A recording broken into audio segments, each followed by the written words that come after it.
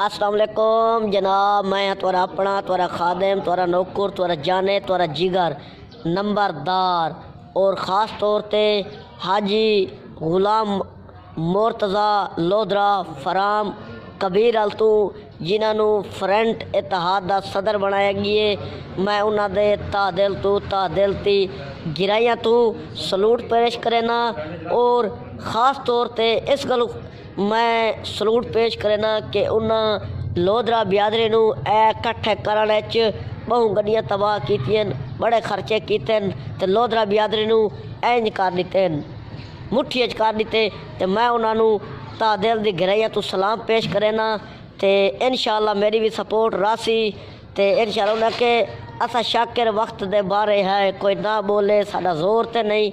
साडे सजन निभाई चा गैरा नाल मेरी सुकदी जिगर दी रत रह गई।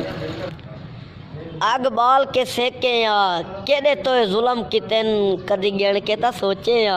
बड़ी मेहरबानी लोधरा बिरादरी, बड़ी मेहरबानी बड़ी मेहरबानी।